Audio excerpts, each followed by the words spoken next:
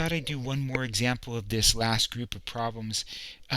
From 45 to the end, 45 to 52, they are finding the area of the parallelogram. And so we talked in the last example about how that area of the parallelogram is the cross product, the magnitude of the cross product between two adjacent sides. That's a better way to say that.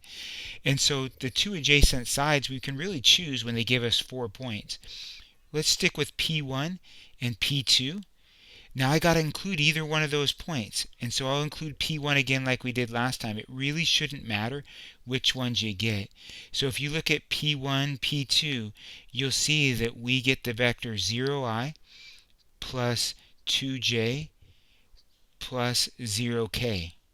And if we look at P1, P3, we're going to get negative 4i and then plus 3j and then 1 minus 1, no k's again. And so all we have to do is find the cross product of those and then take the magnitude. So this would be nice with a lot of zeros in there. Should get this to work out really quickly. So for example, as I do the cross product and I look at the I1 being crossed out, I'm going to get 2 times 0, 0, minus 3 times 0, 0. I'm going to get 0 minus 0i. Then coming into the j's, I'm going to get also 0 minus 0 again. And then the last one is going to be 0 minus 8. Oops, 0 minus negative 8, if I say that right. K.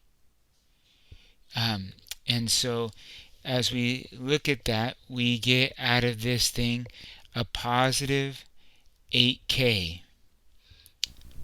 And if we look at the magnitude of that vector 8k, it's just going to be 8 in there. Remember what it's going to be. It's going to be, so the magnitude of this guy is going to be the square root of its I term squared plus its j term squared plus its k term squared, which is going to be the square root of 64, which is just flat out 8. And that's the area of the parallelogram that's formed between those 4 points. So they're just trying to give you applications of the cross product.